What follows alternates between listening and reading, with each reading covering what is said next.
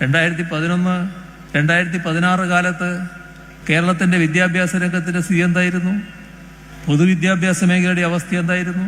പൊതുവിദ്യാഭ്യാസ രംഗം വലിയ തോതിൽ തകർന്നുപോയി.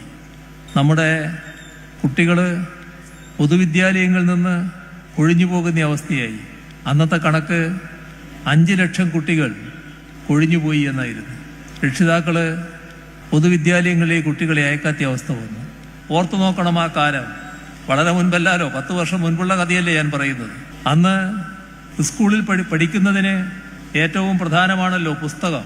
ആ പാഠപുസ്തകം കൃത്യമായി കിട്ടിയോ? കുട്ടികൾക്ക് പാഠപുസ്തകം എത്തിച്ചോ?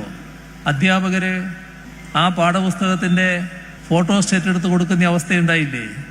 ജൂൺ 1 സ്കൂൾ തുറക്കുമെന്ന് എല്ലാവർക്കും അറിയാലോ, അന്നത്തെ ഗവൺമെൻറ്റിനും അറിയാലോ. അതിനനുസരിച്ച് കാര്യങ്ങൾ പ്ലാൻ ചെയ്താൽ പാഠപുസ്തകങ്ങൾ കയ്യിലെത്തില്ലേ? കുട്ടികൾക്ക് മര്യാദയ്ക്ക് പഠിക്കാൻ പറ്റില്ലേ? പക്ഷേ ഉണ്ടായോ?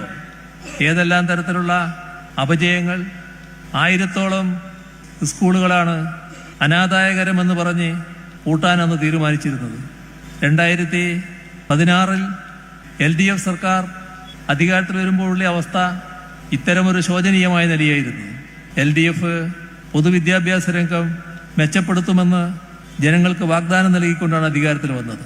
അതിൻ്റെ ഭാഗമായി പൊതുവിദ്യാഭ്യാസ സംരക്ഷണ യജ്ഞം നടപ്പാക്കി. ഇപ്പോഴോ രാജ്യത്തെ പൊതുവിദ്യാഭ്യാസ രംഗം ഏറ്റവും മികവാർന്ന നിലയിൽ നിൽക്കുന്നത് കേരളമെന്ന് ഇന്ത്യ ഗവൺമെൻറ് ഏജൻസിയായ നീതി ആയോഗുമൊക്കെ തുടർച്ചയായി സാക്ഷ്യപ്പെടുത്തുന്ന നാം കാണുന്നു. ഇത് സ്വയംഭൂവായി വന്നതല്ല. അതിനുവേണ്ടി കൃത്യമായ ഇടപെടൽ ഉണ്ടായതിൻ്റെ ഭാഗമായാണ്.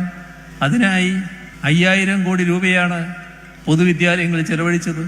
അതിൻ്റെ ഭാഗമായി സ്കൂളുകൾ മെച്ചപ്പെട്ടു, നവീകരിക്കപ്പെട്ടു, പുതിയ സ്കൂൾ കെട്ടിടങ്ങൾ വന്നു, വലിയ മാറ്റങ്ങൾ സൗകര്യങ്ങളുടെ കാര്യത്തിലുണ്ടായി.